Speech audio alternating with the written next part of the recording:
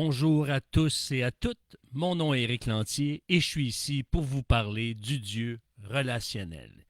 Et oui, hier, on a abordé le verset 1 du chapitre 4 de la Genèse. On a vu que Ève a été soutenue dans son rôle de mère. Oui, il n'existait pas de mère avant elle et Dieu l'a soutenue. L'a soutenue, si on peut dire, dans sa solitude, dans cette réalité qu'elle n'avait jamais connue. Il n'y avait pas de mère pour la soutenir. On a parlé de ça, entre autres. Aujourd'hui, on poursuit dans le chapitre 4 et on va voir que de cet accouchement, eh bien, il est né Caïn.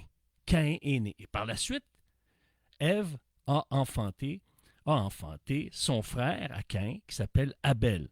Et on va voir des éléments assez intéressants dans ce passage-là. Je vous invite à le lire. Dans Genèse chapitre 4, c'est très puissant comme leçon. Et il y a beaucoup à dire, mais on va essayer d'aller à l'essentiel et on va toucher des éléments qui sont à quelques égards perturbants. Perturbants, je m'explique. Parce que lorsque la lumière de Dieu vient dans nos cœurs, eh bien, c'est souvent pour montrer notre besoin. Dieu le permet pour montrer notre besoin de lui. Et c'est là que souvent, on a le goût de faire comme les parents de Caïn, d'aller se cacher, de fuir ou de faire du déni ou autre mécanisme. Mais ici, dans le récit de Genèse chapitre 4, dès la naissance de Caïn et Abel, il y a une atmosphère de joie et de fierté qui envahit la famille. Alors, le verset 1, là, c'est vraiment une atmosphère de joie parce que Ève ressent une profonde gratitude et elle vit un sentiment d'accomplissement en tenant ses enfants dans ses bras. Hein. Il y a une fierté, il y a une joie. Et on ne voit pas tous les détails de cette famille qui s'est élargie par la naissance de Caïn et Abel, mais ça débute au verset 1 vraiment par cette gratitude qui lance le bal, si on veut. Mais on va voir qu'il y a un contraste qui s'en vient. Et souvent, derrière une lumière, il peut jaillir certaines tensions émotionnelles qui sont sourdes, qui se préparent et qui vont bouleverser l'équilibre fragile de la fratrie. C'est l'expression quand on dit on lave notre linge sale en famille, bien, ça veut dire que des fois, il y a des moments qu'il faut mettre les pendules à l'heure. Et cette histoire pourrait faire écho, par exemple, à un couple qui attend un enfant avec enthousiasme, puis ils rêvent ensemble de voir leur famille grandir, d'être les parents attentionnés, tout ça, mais dès la naissance, à ce moment-là, il peut y avoir une forme d'égalité qui arrive. Ça peut arriver, par exemple, que maman prend plus soin de bébé que du mari. Évidemment, on ne peut pas laisser un enfant sans soin, mais est-ce que c'est au détriment de notre partenaire? C'est des choses qui peuvent arriver. Ou lorsqu'on a deux enfants, il y en a un qui est jaloux de l'autre. Alors, il y a énormément d'éléments qu'on peut voir dans ce texte. Parfois, il y a des tensions silencieuses, il y a des tensions plus évidentes. Parfois, c'est plus sournois, c'est plus difficile à détecter. Et donc, comme dans la famille de Caïn et Abel, une ambiance de joie peut dissimuler des blessures naissantes qui sont non traitées et qui peuvent grandir avec amertume. Si on laisse traîner certaines douleurs, ça peut justement s'envenimer.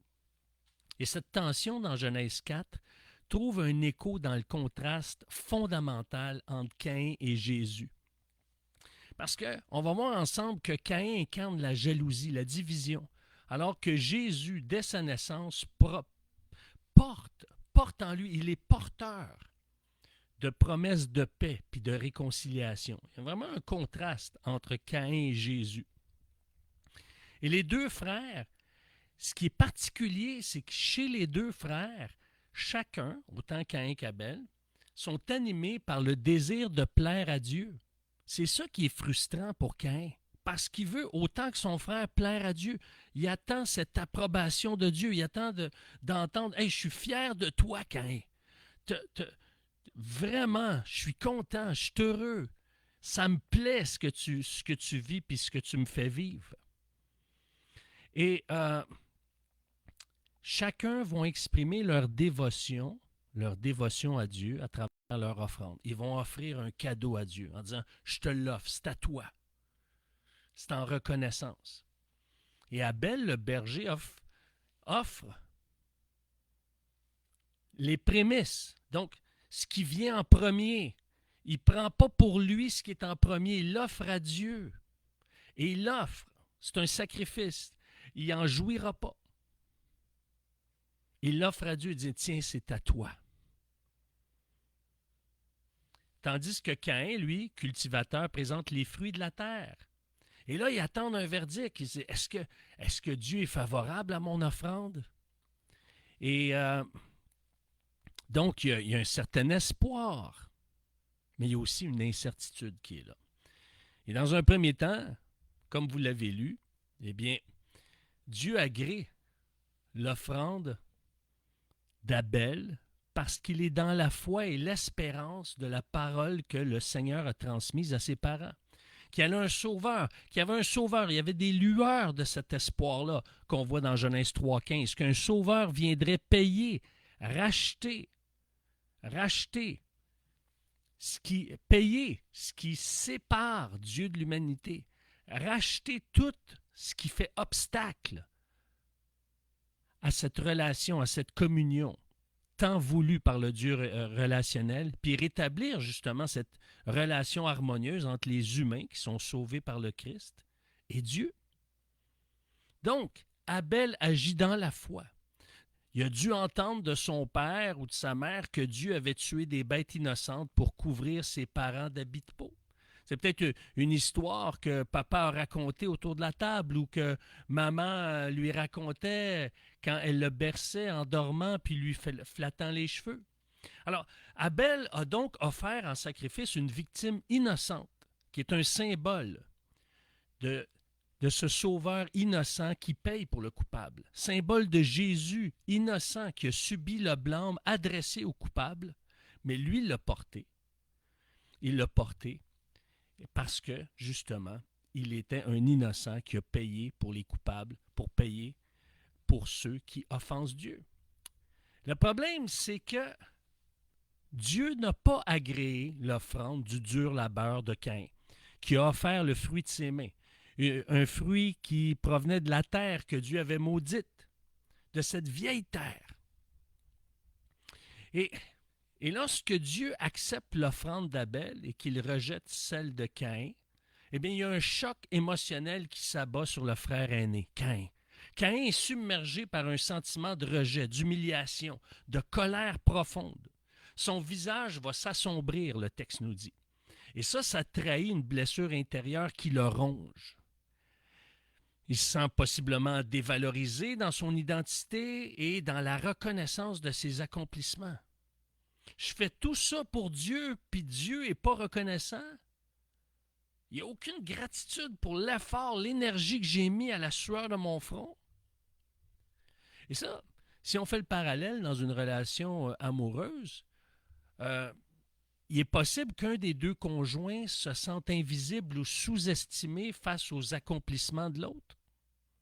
Par exemple, un peut recevoir souvent des compliments pour son travail, pour sa patience, tandis que l'autre, on a l'impression que ses efforts passent inaperçus. Un est dans l'ombre de l'autre. Et ça peut éveiller un sentiment de rejet, comme celui de Caïn, et nourrir de la frustration et même de la jalousie. Mais ici, Caïn est en contraste avec Jésus parce que Jésus est également confronté au rejet. On l'a vu dans les dernières capsules, au chapitre 3.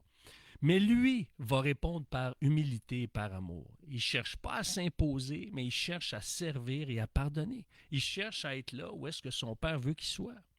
Pour servir, pour guérir, pour enseigner, pour instruire, pour compatir.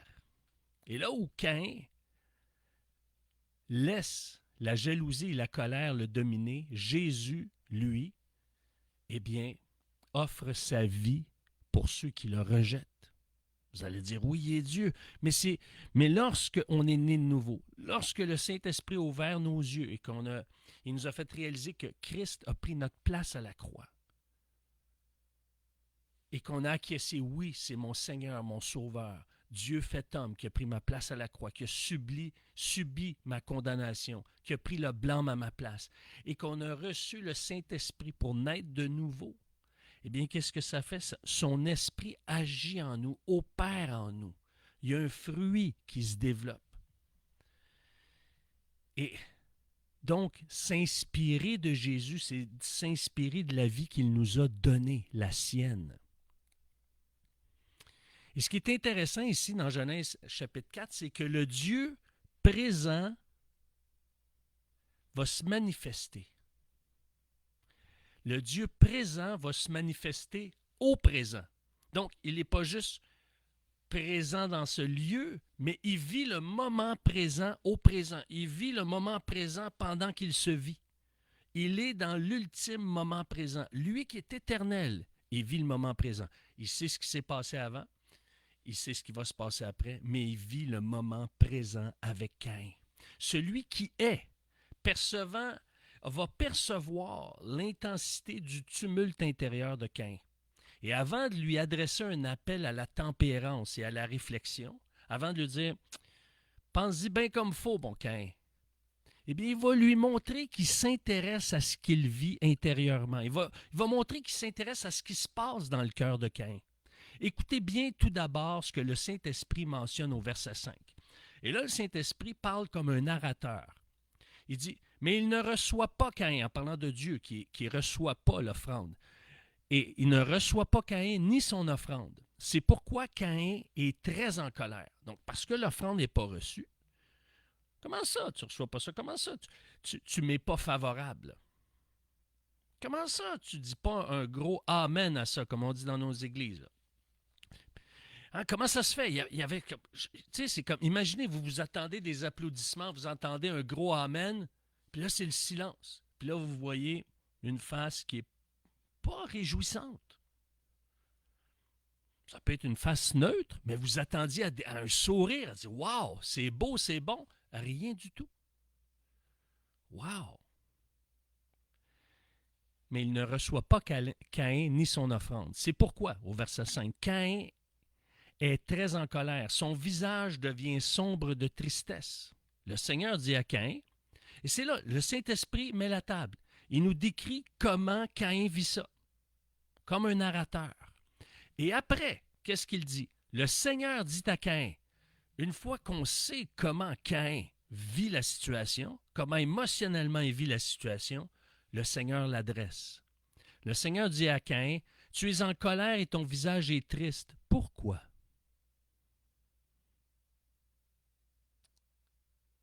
Et là, imaginez, là, Caïn est très en colère. Son visage est sombre. Vraiment, il n'est pas content. Là. Tu sais, il y a une phase de mécontentement. Je ne sais pas comment imiter sa face, mais c'est clair qu'on voit, on n'était pas là, mais ça le dit. Son visage est assombri. Il n'est pas heureux. Et là, qu'est-ce que Dieu lui pose comme question? Pourquoi ton visage est triste? Pourquoi tu es assombri? Pourquoi tu es en colère? Je veux comprendre. Pourquoi? Je veux comprendre. Explique-moi pourquoi. Je veux que tu me fasses comprendre ce que tu vis.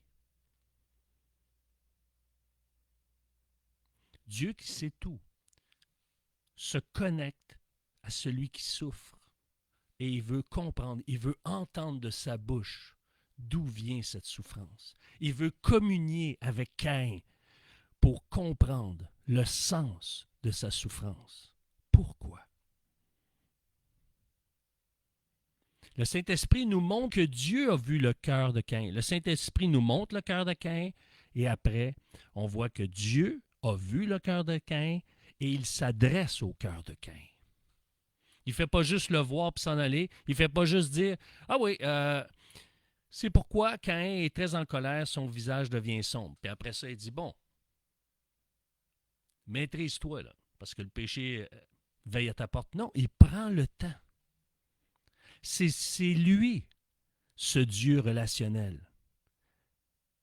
C'est ces petites perles-là qui me donne de vouloir vous les partager. Des petites perles qui font toute la différence. Des petits détails qui nous reconnectent avec ce Dieu relationnel. Le Saint-Esprit nous montre que Dieu a vu le cœur de Caïn, son état d'âme, et écoutez bien ce que le Dieu doux et humble de cœur lui dit alors après avoir constaté son état émotionnel. L'état émotionnel de Caïn. Pourquoi es-tu irrité? Si tu agis bien, tu te relèveras. Voyez-vous, le Dieu doux et humble de cœur a pris soin d'adresser l'état de son cœur avant de lui donner ses instructions. Avant que Caïn puisse recevoir ses instructions.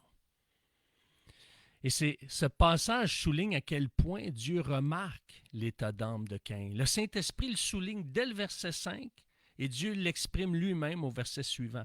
Il ne reste pas indifférent à la souffrance émotionnelle de Caïn. Et comme nous le rappelle Pierre dans 1 Pierre 2, 25, 1 Pierre 2, 25, Dieu est le berger et le gardien de notre âme. Il voit l'état de notre cœur, il en prend soin. Il veut nous soulager par sa sollicitude, même en connaissant à l'avance les décisions tragiques qu'on peut prendre. Parce qu'il est l'Éternel, je suis, présent au présent. Il manifeste sa présence au présent. Il est présent au présent. Et c'est après cette connexion en lien avec l'état émotionnel de Caïn que le Dieu doux et humble de cœur lui communique ses instructions, lui montre dans la vérité le chemin de vie à suivre. Mais la douleur du rejet puis la comparaison avec son frère attise le désir de revanche de Caïn. Il est incapable de surmonter sa jalousie puis sa haine. Et c'est quoi la jalousie? Ben, c'est de ne pas vouloir que l'autre ait ce que je n'ai pas. Alors que l'envie, c'est de vouloir ce que l'autre a. Donc, par exemple, je suis jaloux que mon voisin ait le cœur en paix, alors que moi, j'ai le cœur troublé. Comment ça se fait que lui a le cœur en paix? Il n'a pas le droit, moi, j'ai le cœur troublé. Il ne peut pas vivre ce bien-être-là. Moi, je ne suis pas bien. L'envie, c'est je désire la paix qu'il a. La jalousie me rappelle mon manque et l'envie, ce que je veux. Mon manque, la jalousie me rappelle que l'autre a ce qui me manque et l'envie me rappelle, wow, c'est ça que je veux. Et le psaume 37.1 nous montre que lorsqu'on s'irrite contre le mal, oh, c'est scandaleux telle affaire, mais c'est un indicateur qu'on est animé d'une envie, de ce qu'on est privé d'un bien-être, selon notre perception évidemment, qui nous échappe, parce que ça peut être un bien-être malsain. Et donc, c'est pour ça qu'on s'irrite, parce que pourquoi lui, là, moi, j'en ai envie, moi, j'ai le goût de l'avoir. Alors, étant jaloux de son frère, Caïn va s'emparer d'Abel jusqu'à commettre l'irréparable. Il va tuer Abel, son frère, dans un élan de violence qui est déplorable, qui n'aurait pas dû arriver. Ça n'a pas de sens. Ça aurait pu se régler, mais la nature humaine a ses limites et parfois on ne comprend pas jusqu'où l'être humain peut aller si loin. Et peut-être dans un même contexte, on aurait agi de la même façon. Ça, on ne le sait pas, mais il y a en nous une force du mal qui peut jaillir n'importe quand, qui peut nous saisir, qu'on peut regretter par la suite, ou qui peut nous satisfaire dans certains cas, pensant que c'était la chose à faire. Et ici, on voit un contraste encore une fois avec Jésus, parce que Jésus, face à l'injustice et à la haine, choisit le pardon et le don de soi. Même quand il est confronté par les autorités romaines. Et là où Caïn tue l'innocent par jalousie, Jésus, l'innocent, accepte de mourir pour les coupables et même de subir la mort et d'être condamné à mort par des gens jaloux. Alors, Caïn tue l'innocent par jalousie et Jésus va être mis à mort par des gens jaloux. Alors, Caïn agit par orgueil, il est blessé et Jésus s'abaisse volontairement, allant jusqu'à la croix par amour. Et c'est pour ça qu'après l'acte qu'il a commis, l'acte irréparable, Caïn est confronté à Dieu. La culpabilité, la peur d'être découvert, puis le déni s'empare de lui. Il tente de fuir sa responsabilité. Il va dire, suis-je le gardien de mon frère? Et c'est intéressant ici parce que dans l'Ancien Testament, le mot gardien et berger va être interchangé. Par exemple, quand David, le berger du troupeau, doit quitter son troupeau pour relever le défi lancé par Goliath, il va placer un gardien pour veiller sur le troupeau. Donc, on voit que les bergers, les gardiens avaient les mêmes responsabilités. Puis ici, Caïn est en train de dire, en d'autres mots, à Dieu, est-ce que je t'appelais être le pasteur du pasteur? Parce que Abel était berger. Alors, je suis appelé être son pasteur. Pourquoi être son pasteur si je n'ai pas la récompense du pasteur? Celle d'être approuvé par toi, Dieu. Et ici, cette réaction fait écho sur le fait que la plupart des fils ont besoin d'entendre de leur père « Hey, fiston, je suis fier de toi. Je suis fier de toi. » Tous ceux qui m'ont dit, non, je vais le reformuler comme ça. À chaque fois que j'ai entendu quelqu'un me dire la chose que je regrette, c'est que j'ai jamais entendu mon père me dire je suis fier de toi, mais ça a toujours été une douleur chez ces personnes-là, chez ces hommes-là. C'est très puissant de dire avec sincérité hey mon fils, hey fiston, hey Sonny, je suis fier de toi. Je suis fier de mon fils, moi. Voyez-vous, je ne m'attendais pas à ça, mais je suis ému, je suis fier de lui, je suis fier de la combativité qu'il a eue, les bonnes décisions qu'il a prises, le fait qu'il honore Dieu, le fait qu'il est un homme responsable, le fait qu'il cherche à honorer Dieu dans ce qu'il fait,